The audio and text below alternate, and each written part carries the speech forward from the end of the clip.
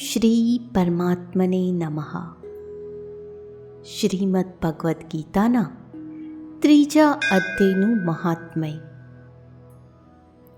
શ્રી ભગવાન કહે છે, હે પ્રિયા, જનસ્થાનમાં એક જડ નામનો બ્રાહ્મણ હતો, જે કૌશિક વંશમાં જન્મ્યો હતો. એણે પોતાનો જાતિગત ધર્મ છોડીને વાણિયાની વૃત્તિમાં મન પોરવ્યું. એને પારકી સ્ત્રીઓ સાથે વ્યભિચાર કરવાનું વ્યસન પડી ગયું હતું. એ સદા ઝૂકટું રમતો, મદિરા પીતો અને શિકાર કરીને જીવોની હિંસા કરતો હતો. આ જ રીતે એનો સમય વીતતો હતો. ધન નષ્ટ થઈ જતાં એ વેપાર અર્થે બહુ દૂર ઉત્તર દિશામાં ચાલ્યો ગયો. ત્યાંથી ધન કમાઈને ઘરે આવવા માટે પાછો વળ્યો. ઘણે દૂર સુધીનો પંથ એણે વટાવી લીધો હતો. એક દિવસ સૂર્યાસ્ત થઈ જતાં જ્યારે 10 દિશાઓમાં અંધકાર છવાઈ ગયો, ત્યારે એક વૃક્ષ તળે એણે લૂંટારુઓએ ઘેરી લીધો અને સત્વરે એના પ્રાણ હરી લીધા. એના ધર્મનો લોપ થઈ ગયો હતો, માટે એ ઘણું ભયાનક પ્રેત બન્યો. એનો પુત્ર મોટો ધર્માત્મા અને વેદોનો વિદ્વાન હતો. એણે અત્યાર સુધી પિતાજીના આવવાની વાટ જોઈ. જ્યારે એ ના આવ્યા, ત્યારે એમનો પત્તો પૂછવા માટે તે પોતે પણ ઘર છોડીને ચાલી નીકળ્યો. એ દરરોજ શોધતો, પણ વટેમાર્ગોને પૂછવા છતાં પણ એને પિતાજીના કશા સમાચાર મળતા ન હતા. ત્યાર પછી એક દિવસ એક મનુષ્ય સાથે એનો ભેટો થઈ ગયો, જે એના પિતાજીનો સહાયક હતો. એની પાસેથી બધા સમાચાર જાણીને એણે પિતાજીના મૃત્યુ પર ઘણો શોક કર્યો. એ ઘણો બધો બુદ્ધિશાળી હતો. ઘણું બધું સમજી વિચારીને પિતાજીનું પારલૌકિક કર્મ કરવાની ઈચ્છાથી આવશ્યક સામગ્રી સાથે લઈને એણે કાશી જવાનો વિચાર કર્યો. પંથમાં 7-8 પડાવ કરીને એ 9મા દિવસે પેલા વૃક્ષ તળે જઈ પહોંચ્યો, જ્યાં એના પિતાજી હણાયા હતા. એ સ્થાને એણે સંધ્યોપાસના કરી અને ગીતાજીના 3જા અધ્યાયનો પાઠ કર્યો. એ જ સમયે આકાશમાં ઘણો ભયાનક ધ્વનિ થયો. એણે પોતાના પિતાજીને ભયંકર આકાશમાં જોયા.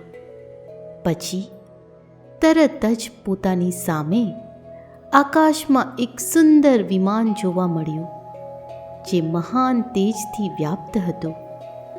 એમાં ઘણી બધી નાનકડી ઘંટડીઓ લટકતી હતી. એના તેજથી સઘળી દિશાઓ પ્રજળી રહી હતી. આ દ્રશ્ય જોઈને એના ચિત્તની વ્યગ્રતા દૂર થઈ ગઈ. એણે વિમાનમાં પોતાના પિતાને દિવ્ય રૂપ ધરીને વિરાજમાન થયેલા જોયા. એમના શરીર પર પિતાંબર શોભી રહ્યું હતું અને મુનિજનો એમની સ્તુતિ કરી રહ્યા હતા. એમને જોતાં જ પુત્રે પ્રણામ કર્યા. ત્યારે પિતાએ પણ એને આશીર્વાદ આપ્યા. ત્યાર પછી એણે પિતાજીને આ આખી ઘટના પૂછી. એના ઉત્તર રૂપે પિતાજીએ બધી વાતો જણાવીને આમ કહેવાનું આરંભ કર્યું, દીકરા, દેવવશ મારી નજીક ગીતાના 3ય અધ્યાયનો પાઠ કરીને તે આ શરીર થકી કરવામાં આવેલા ત્યજવા કપરા એવા કર્મબંધનમાંથી મને છોડાવી દીધો. માટે હવે ઘરે પાછો વળી જા, કેમ કે જેના માટે તું કાશી જઈ રહ્યો હતો એ પ્રયોજન અત્યારે 3ય અધ્યાયના પાઠથી જ સિદ્ધ થઈ ચૂક્યું છે. પિતાજીના આમ કહેવાથી પુત્રે પૂછ્યું, પિતાજી, મારા હિત કાજે ઉપદેશ આપો અને બીજું કોઈ કાર્ય જે મારા માટે કરવા યોગ્ય હોય એ જણાવો. ત્યારે પિતાજીએ કહ્યું, અનઘ, તારે આ કાર્ય ફરીથી કરવાનું છે. મેં જે કર્મ કર્યું છે એ જ મારા ભાઈએ પણ કર્યું હતું. એના લીધે એ ઘોર નરકમાં પડ્યા છે. એમનો પણ તારે ઉદ્ધાર કરવો જોઈએ તથા મારા કુળના બીજા પણ જે લોકો નરકમાં પડ્યા છે એ સૌને પણ તારા થકી ઉદ્ધાર થવો જોઈએ. આ જ મારો મનોરથ છે. દીકરા, જે સાધન વડે તે મને સંકટમાંથી ઉગાર્યો છે એનું જ અનુષ્ઠાન અન્ય લોકો માટે પણ કરવું જરૂરી છે. એનું અનુષ્ઠાન કરીને એનાથી થનારું પુણ્ય એ નારકી જીવોને સંકલ્પ કરીને આપી દે.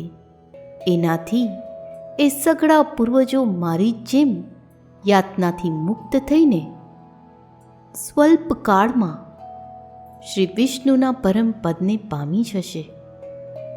પિતાજીનો આ સંદેશ સાંભળીને પુત્રે કહ્યું, તાત, જો આવી વાત છે અને આપની પણ આવી જ રુચિ છે તો હું સઘળા નારકી જીવોને નરકમાંથી ઉદ્ધાર કરી દઈશ. આ સાંભળીને એના પિતાજી બોલ્યા, દીકરા, ભલે એમ થાવ, તારું કલ્યાણ થાવ. મારું અત્યંત પ્રિય કાર્ય સંપન્ન થઈ ગયું. આ રીતે પુત્રને આશ્વાસન આપીને એના પિતા ભગવાન વિષ્ણુના પરમધામે ચાલ્યા ગયા. ત્યાર પછી એ પણ પાછો વળીને જનસ્થાનમાં આવ્યો અને પરમ સુંદર એવા ભગવાન શ્રી કૃષ્ણના મંદિરમાં એમની સામે બેસીને પિતાજીના આદેશ અનુસાર ગીતાના 3ય અધ્યાયનો પાઠ કરવા માંડ્યો. એણે નારકી જીવોનો ઉદ્ધાર કરવાની ઈચ્છાથી એમને ગીતા પાઠનું ઉપજેલું બધું પુણ્ય સંકલ્પ કરીને આપી દીધું. એ ગાળામાં ભગવાન વિષ્ણુના દૂતો યાતના ભોગવનારા નારકી જીવોને છોડાવવા માટે યમરાજ પાસે ગયા. યમરાજે વિવિધ પ્રકારના સત્કારોથી એમનું પૂજન કર્યું અને કુશળતા પૂછી. એ બોલ્યા, ધર્મરાજ, અમારા બધા માટે બધી બાજુ આનંદ જ આનંદ છે. આ રીતે સત્કાર કરીને પિતૃલોકના સમ્રાટ પરમ બુદ્ધિશાળી યમે વિષ્ણુ ભગવાનના દૂતોને યમલોકમાં આવવાનું કારણ પૂછ્યું. ત્યારે વિષ્ણુ દૂતોએ કહ્યું, યમરાજ, શેષ શૈયા પર શયન કરનાર ભગવાન વિષ્ણુએ અમને બધાને આપની પાસે કંઈક સંદેશ આપવા માટે મોકલ્યા છે. ભગવાન અમારા સૌના મુખેથી આપની કુશળતા પૂછે છે અને આ આજ્ઞા આપે છે, આપ નરકમાં પડેલા સમસ્ત પ્રાણીઓને છોડી દો. અમિત તેજસ્વી ભગવાન વિષ્ણુનો આ આદેશ સાંભળીને યમરાજે મસ્તક નમાવીને એને સ્વીકાર કર્યો અને મનોમન કંઈક વિચાર્યું. ત્યાર પછી મદોન્મત નારકી જીવોને નરકમાંથી મુક્ત જોઈને એમની સાથે જ એ ભગવાન વિષ્ણુના નિવાસ સ્થાને ચાલ્યા. યમરાજ શ્રેષ્ઠ વિમાન દ્વારા જ્યાં ક્ષીરસાગર છે ત્યાં જઈ પહોંચ્યા. એની અંદર કોટી કોટી સૂર્યો જેવી કાંતિ ધરાવતા નીલકમલ દલ જેવા શ્યામ સુંદર લોકનાથ જગતગુરુ શ્રી હરિના એમણે દર્શન કર્યા. ભગવાનનું તેજ એમની શૈયા પર બનેલા શેષ નાગની ફણાના મણિયોના અજવાળાથી બમણું થઈ રહ્યું હતું. એ આનંદસભર દેખાતા હતા. એમનું હૃદય પ્રસન્નતા ભર્યું હતું. ભગવાન લક્ષ્મી પોતાના સરળ દ્રષ્ટિથી પ્રેમપૂર્વક એમને વારંવાર નિહાળી રહ્યા હતા. ચારે બાજુ યોગીઓ ભગવાનની સેવામાં ઊભા હતા. એ યોગીઓની આંખોની કીકીઓ ધ્યાનસ્થ હોવાને કારણે નિશ્ચળ જણાતી હતી. દેવરાજ ઇન્દ્ર પોતાના વિરોધીઓને પરાસ્ત કરવાના ઉદ્દેશ્યથી ભગવાનની સ્તુતિ કરી રહ્યા હતા. બ્રહ્માજીના મુખેથી નિસરેલા વેદાંત વાક્ય મૂર્તિમંત થઈને ભગવાનના ગુણોના ગાન કરી રહ્યા હતા. ભગવાન સંપૂર્ણપણે સંતુષ્ટ હોવાથી સાથે સાથે સઘળી યોનિઓ પ્રત્યે ઉદાસીન જણાતા હતા. જીવોમાંથી જેમણે યોગ સાધન થકી વધુ પુણ્યનો સંચય કર્યો હતો એ સૌને એક સામટા એક કૃપા દ્રષ્ટિથી નિહાળી રહ્યા હતા. ભગવાન પોતાના સ્વરૂપ એવા સમસ્ત ચર અચર જગતને આનંદપૂર્ણ દ્રષ્ટિથી આમોદિત કરી રહ્યા હતા.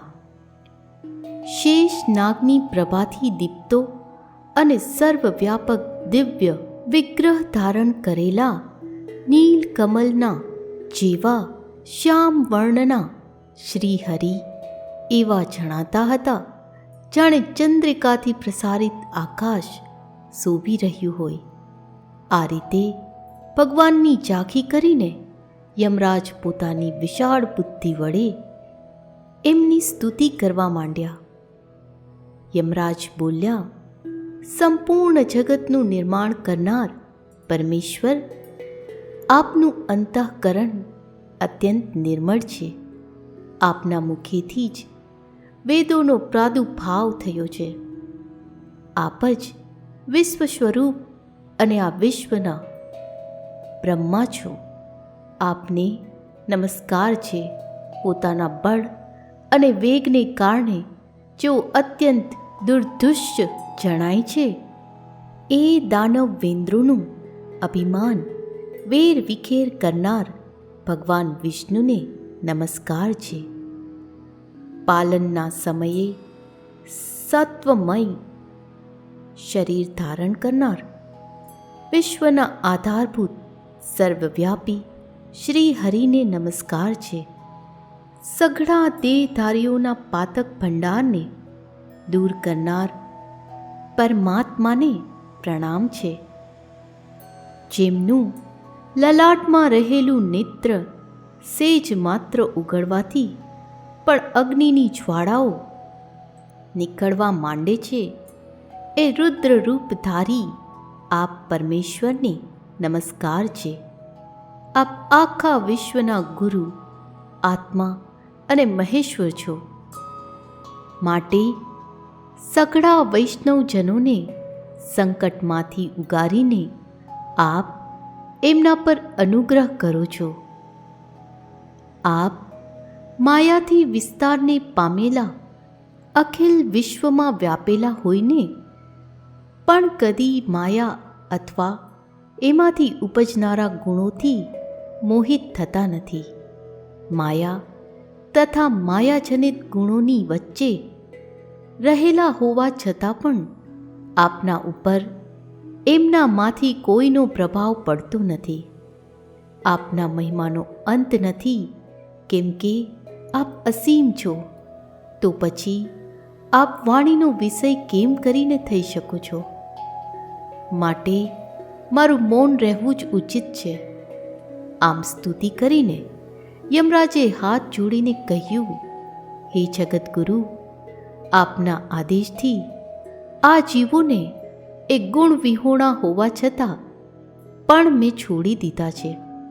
હવે મારે માટે યોગ્ય બીજું જે કાંઈ કાર્ય હોય એ જણાવો. એમના આમ કહેવાથી ભગવાન મધુસૂદન મેઘ જેવી ગંભીર વાણી દ્વારા જાણે અમૃત રસથી સિંચતા હોય એમ બોલ્યા, ધર્મરાજ, તમે સૌના પ્રત્યે સમાન ભાવ રાખીને લોકને પાપમાંથી ઉદ્ધાર કરી રહ્યા છો. તમારા પર દેહધારીઓનો ભાર મૂકીને હું નિશ્ચિંત છું. માટે તમે પોતાનું કામ કરો અને પોતાના લોકમાં પાછા વળો. આમ કહીને ભગવાન અંતર્ધ્યાન થઈ ગયા. યમરાજ પણ પોતાની પુરીમાં પાછા આવ્યા ત્યારે પેલો બ્રાહ્મણ પોતાની જાતિના અને સમસ્ત નારકી જીવોનો નરકમાંથી ઉદ્ધાર કરીને પોતે પણ શ્રેષ્ઠ વિમાન દ્વારા વિષ્ણુ ધામે ચાલ્યો ગયો. ઓમ શ્રી પરમાત્મને નમઃ. શ્રીમદ્ ભગવદ્ ગીતા તૃતીય અધ્યાય કર્મયોગ. મિત્રો, આ અધ્યાયમાં જ્ઞાન યોગ અને કર્મયોગ અનુસાર અનાસક્ત ભાવે નિયત કર્મ કરવાની શ્રેષ્ઠતાનું નિરૂપણ કરેલ છે. યજ્ઞાદિ કર્મોની આવશ્યકતા તેમજ જ્ઞાનવાન અને ભગવાનને માટે પણ લોક સંગ્રહ અર્થે કર્મોની આવશ્યકતા વર્ણવેલ છે. અજ્ઞાની અને જ્ઞાનવાનના લક્ષણો તથા રાગ દ્વેષથી રહિત થઈને કર્મ કરવા માટેની પ્રેરણા વર્ણવેલ છે. અને અંતે કામને નિરુદ્ધ કરવાના વિષય વિશે વાત કરેલ છે.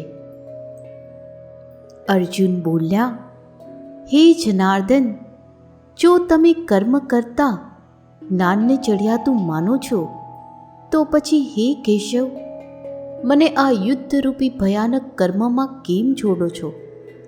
તમે ભળતા જેવા વચનોથી મારી બુદ્ધિને જાણે ભરમાવી રહ્યા છો.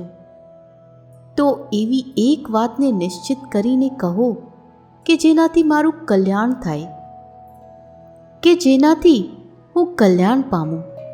શ્રી ભગવાન બોલ્યા, હે નિષ્પાપ, આ લોકમાં 2 પ્રકારની નિષ્ઠા મારા વડે પહેલાં કહેવાઈ ચૂકી છે.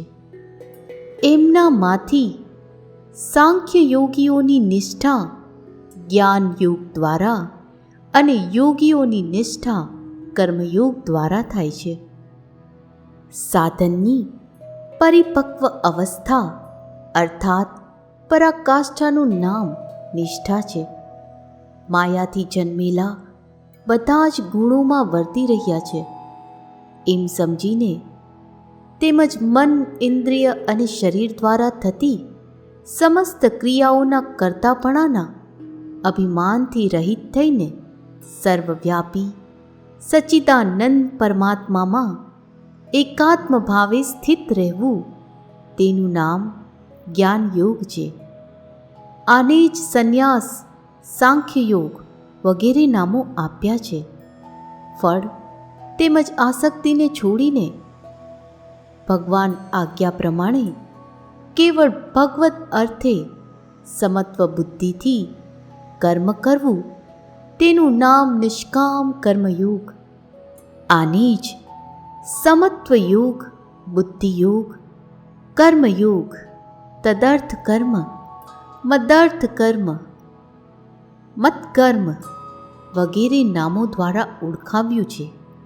માણસ ના તો કર્મનો આરંભ કર્યા વિના અર્થાત આચરણ કર્યા વિના નિષ્કર્મતાને એટલે કે યોગ નિષ્ઠાને પામી શકે છે, કે ન તો કર્મ કેવળ ત્યાગ માત્રથી સિદ્ધિ એટલે કે સાંખ્ય નિષ્ઠાને પામી શકે છે. ખરેખર કોઈ પણ માણસ કદીએ ક્ષણ માત્ર પણ કર્મ કર્યા વિના રહેતો નથી, કેમ કે આખાય મનુષ્ય સમુદાયને પ્રકૃતિજનિત ગુણો વડે પરવશ થઈને કર્મ તો કરવું જ પડે છે. જે મુઢ બુદ્ધિનો મનુષ્ય સઘળી ઇન્દ્રિયોને હઠપૂર્વક ઉપરથી રોકીને મનથી તે ઇન્દ્રિયોના વિષયનું ચિંતન કરતો રહે છે, તે મિથ્યાચારી અર્થાત દંભી કહેવાય છે. પરંતુ હે અર્જુન, જે પુરુષ મન વડે ઇન્દ્રિયોને વશમાં કરી અનાસક્ત થઈને સઘળી ઇન્દ્રિયો દ્વારા કર્મયોગનું આચરણ કરે છે તે યોગી શ્રેષ્ઠ છે. આથી તું શાસ્ત્ર વિહિત સર્વધર્મરૂપી કર્તવ્ય કર્મ કર, કેમ કે કર્મ ન કરવા કરતાં કર્મ કરવું શ્રેષ્ઠ છે. તેમજ કર્મ ન કરવાથી તારું શરીર નિર્વાહ પણ સિદ્ધ નહીં થાય. યજ્ઞ નિમિત્તે કરવામાં આવતા કર્મો સિવાયના બીજા કર્મોમાં જોડાઈને જ આ મનુષ્ય સમુદાય કર્મોથી બંધાય છે. માટે હે અર્જુન, તું આસક્તિ વિનાનો થઈને તે યજ્ઞ નિમિત્તે જ સારી રીતે કર્તવ્ય કર્મ કર. પ્રજાપતિ બ્રહ્માએ કલ્પનાના આદિમાં અર્થાત સૃષ્ટિના આરંભે યજ્ઞ સહિત પ્રજાઓને સર્જીને તે પ્રજાઓને કહ્યું કે તમે આ યજ્ઞ દ્વારા વૃદ્ધિ પામો અને આ યજ્ઞ તમને બધાને ઇચ્છિત ભોગ આપનાર થાઓ. તમે બધા આ યજ્ઞ વડે દેવતાઓને ઉન્નત કરો અને તે દેવતાઓ તમને બધાને ઉન્નત કરે. આ પ્રમાણે નિસ્વાર્થ ભાવે એકબીજાને ઉન્નત કરતા રહીને તમે બધા પરમ કલ્યાણને પામશો. યજ્ઞ વડે વૃદ્ધિ પામેલા દેવતાઓ તમને બધાને પણ માગે જ ઇચ્છિત ભોગો અવશ્ય આપતા રહેશે. આ રીતે તે દેવતાઓ દ્વારા અપાયેલા ભોગોને જે પુરુષ તે દેવતાઓને નહીં આપીને પોતે ભોગવે છે તે ચોર જ છે. યજ્ઞમાંથી વધેલા અન્નને આરોગનારા શ્રેષ્ઠ પુરુષો સર્વ પાપોથી મુક્ત થઈ જાય છે. અને જે પાપીઓ પોતાના શરીરના પોષણ માટે જ અન્ન રાંધે છે તેઓ તો પાપને જ ખાય છે. સઘળા પ્રાણીઓ અન્નથી ઉત્પન્ન થાય છે અને અન્નની ઉત્પત્તિ વરસાદથી થાય છે. વરસાદ યજ્ઞથી થાય છે અને યજ્ઞ વિહિત કર્મોથી ઉત્પન્ન થનારો છે. કર્મ સમુદાયને તું વેદથી ઉદ્ભવેલો અને વેદને અવિનાશી પરમાત્માથી ઉદ્ભવેલો જાણ. આથી સિદ્ધ થાય છે કે સર્વવ્યાપી પરમ અક્ષર પરમાત્મા સદાય યજ્ઞમાં પ્રતિષ્ઠિત છે. હે પાર્થ, જે મનુષ્ય આ લોકમાં આ પ્રમાણે પરંપરાથી પ્રચલિત સૃષ્ટિ ચક્રને નથી અનુસરતો, અર્થાત પોતાના કર્તવ્યનું પાલન નથી કરતો, તે ઇન્દ્રિયો વડે ભોગોમાં રમનારો પાપાયુ મનુષ્ય ફોગટ જ જીવે છે. પણ જે માણસ આત્મામાં જ રમનારો અને આત્મામાં જ તૃપ્ત તેમજ આત્મામાં જ સંતુષ્ટ હોય તેના માટે કશું કરવાનું બાકી રહેતું નથી. અને એ મહાપુરુષનું આ સંસારમાં ન તો કર્મ કરવાથી કશું પ્રયોજન રહે છે કે ન તો કર્મ ન કરવાથી એ કશું પ્રયોજન રહે છે. તેમજ સઘળા જીવો સાથે આ મહાપુરુષનો લેશ માત્ર પણ સ્વાર્થનો સંબંધ નથી રહેતો. આથી તો નિરંતર આસક્તિ વિનાનો થઈ હંમેશા કર્તવ્ય કર્મોને સમ્યક રીતે કરતો રહે. કેમ કે આસક્તિ વિનાનો થઈને કર્મ કરતો માણસ પરમાત્માને પામે છે.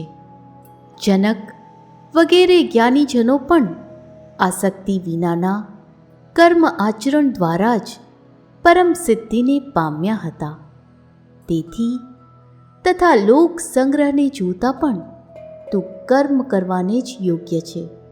અર્થાત તારા માટે કર્મ કરવું એ જ ઉચિત છે. શ્રેષ્ઠ પુરુષ જે આચરે છે અન્ય માણસો પણ તેને જ આચરે છે.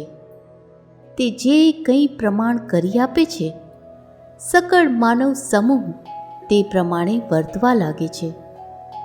હે પાર્થ, મારે આ ત્રણેય લોકોમાં ન તો કશું કર્તવ્ય છે કે ન કશીએ પ્રાપ્ત કરવા જેવી વસ્તુ અપ્રાપ્ત છે, છતાંય હું કર્મમાં જ વર્તું છું. કેમ કે હે પાર્થ, જો કદાચ હું સાવધાન થઈને કર્મોમાં ના વર્તું તો ભારે હાનિ થઈ જાય, કારણ કે માણસો બધી રીતે મારા જ માર્ગનું અનુસરણ કરે છે.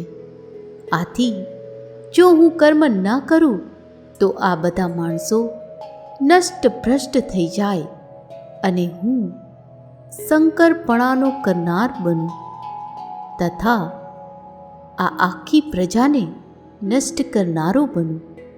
માટે હે ભારત, કર્મમાં આસક્ત થયેલા અજ્ઞાનીજનો જે પ્રમાણે કર્મ કરે છે, આસક્તિ વિનાનો વિદ્વાન પણ લોક સંગ્રહની ઈચ્છા રાખતો તે જ પ્રમાણે કર્મ કરે છે.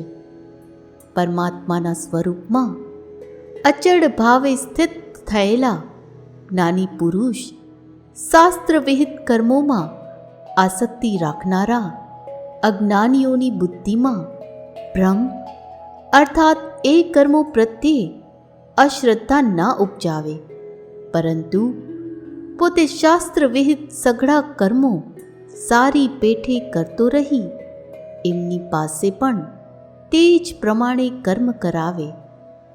વાસ્તવમાં સઘળા કર્મો સર્વ પ્રકારે પ્રકૃતિના ગુણો વડે કરવામાં આવે છે, છતાં પણ અહંકાર દ્વારા મોહિત થયેલા અંતઃકરણનો અજ્ઞાની હું કરતા છું એમ માને છે. પણ હે મહાબાહો, ગુણ વિભાગ અને કર્મ વિભાગના તત્વને જાણનાર જ્ઞાન યોગી તો સમસ્ત ગુણો જ ગુણોમાં વર્તી રહ્યા છે એમ સમજીને એમનામાં આસક્ત નથી થતો. ત્રિગુણાત્મક માયાના કાર્ય એવા 5 મહાભૂત તથા મન બુદ્ધિ અહંકાર તેમજ 5 ઇન્દ્રિયોના 5 કર્મેન્દ્રિયો અને શબ્દ વગેરે 5 વિષયો, આ સર્વના સમૂહનું નામ ગુણ વિભાગ અને એમની પરસ્પર ચેષ્ટાઓનું નામ કર્મ વિભાગ છે. ગુણ વિભાગ અને કર્મ વિભાગથી આત્માને અળગો અને નિર્લેપ જાણવો.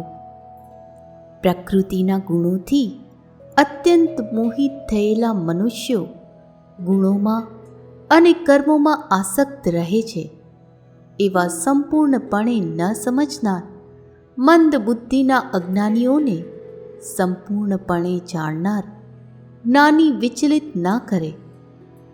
મુજ અંતર્યામી પરમાત્મામાં પૂરવાયેલા ચિત્ત દ્વારા સઘળા કર્મોને મારામાં સમર્પીને ઈચ્છા વિનાનો, મમત્વ વિનાનો અને સંતાપ વિનાનો થઈને તું યુદ્ધ કર.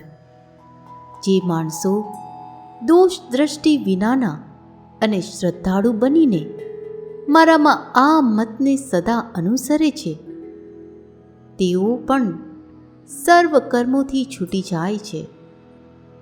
પણ જે માણસો મારામાં દોષારોપણ કરીને મારા આ મત અનુસાર નથી ચાલતા, એ મૂર્ખાઓને તો તું સર્વ જ્ઞાનોમાં મોહિત અને નષ્ટ થયેલા જ સમજ. સર્વ પ્રાણીઓ પ્રકૃતિને પામે છે એટલે કે પોતાના સ્વભાવને વશ થઈને કર્મો કરે છે. જ્ઞાની પણ પોતાની પ્રકૃતિ અનુસાર ચેષ્ટા કરે છે. એમાં કોઈનો દુરાગ્રહ શો કરવાનો? ઇન્દ્રિયના અર્થમાં એટલે કે પ્રત્યેક ઇન્દ્રિયના વિષયમાં રાગ અને દ્વેષ છુપાઈને રહેલા છે. માણસે એ બંનેને વશ ન થવું, કેમ કે તે બંને એના કલ્યાણ માર્ગમાં વિઘ્નો ઊભા કરનારા મહાશત્રુઓ છે. સારી રીતે આચરવામાં આવેલા અન્યના ધર્મ કરતા ગુણ વિનાનું હોવા છતાં પણ પોતાનો ધર્મ ઘણો ચડિયાતો છે. પોતાના ધર્મમાં તો મરવું પણ કલ્યાણકારી છે, જ્યારે અન્યનો ધર્મ તો ભયપ્રદ છે. અર્જુન બોલ્યા, હે કૃષ્ણ, તો પછી આ માણસ પોતે ન ઈચ્છતો હોવા છતાં પણ પરાણે જોડ્યો હોય એમ કોનાથી પ્રેરાઈને પાપનું આચરણ કરે છે? શ્રી ભગવાન બોલ્યા, રજોગુણમાંથી ઉદ્ભવેલો આ કામ જ ક્રોધ છે. આ ઘણું ખાનારો એટલે કે ભોગોથી કદી ન ધરાતો અને મહાપાપી છે. આને જ તું આ બાબતમાં વેરી જાણ. જેમ ધુમાડાથી અગ્નિ અને મેલથી દર્પણ ઢંકાઈ જાય છે, તથા જેમ ઓરથી ગર્ભ ઢંકાયેલ રહે છે, તેમજ એ કામ વડે આ જ્ઞાન ઢંકાયેલું રહે છે. હે કૌંતેય, આ અગ્નિની પેઠે કદી પૂર્ણ ન થનારા કામરૂપી જ્ઞાનીઓના નિત્ય વેરી વડે માણસનું જ્ઞાન ઢંકાયેલું છે. ઇન્દ્રિયો, મન અને બુદ્ધિ એ સર્વ આનું રહેઠાણ કહેવાય છે. આ કામ આ મન, બુદ્ધિ અને ઇન્દ્રિયો દ્વારા જ જ્ઞાનને ઢાંકી દઈને જીવાત્માને મોહિત બનાવે છે. માટે હે ભરતવંશીઓમાં શ્રેષ્ઠ, તું પહેલાં ઇન્દ્રિયોને વશમાં કરીને જ્ઞાન અને વિજ્ઞાનનો નાશ કરનાર આ મહાપાપી કામને અવશ્ય બળપૂર્વક હણી નાખ. ઇન્દ્રિયોને સ્થૂળ શરીર કરતાં પણ અર્થાત શ્રેષ્ઠ, બળવાન તેમજ સૂક્ષ્મ કહે છે. આ ઇન્દ્રિયો કરતાં મન પર છે, મન કરતાંય બુદ્ધિ પર છે, અને જે બુદ્ધિ કરતાં પણ સાવ પર છે તે આત્મા છે. આ પ્રમાણે બુદ્ધિ કરતાં પણ પર એટલે કે સૂક્ષ્મ, બળવાન અને ઘણા શ્રેષ્ઠ આત્માને ઓળખીને અને બુદ્ધિ વડે મનને વશ કરીને, હે મહાબાહો, આ કામરૂપી દુર્જય શત્રુને હણ. શ્રી કૃષ્ણ અને અર્જુનના સંવાદમાં શ્રીમદ્ ભગવદ્ ગીતા રૂપી ઉપનિષદ અને બ્રહ્મ વિદ્યા તથા યોગશાસ્ત્ર વિષયનો કર્મયોગ નામનો ત્રીજો અધ્યાય સમાપ્ત.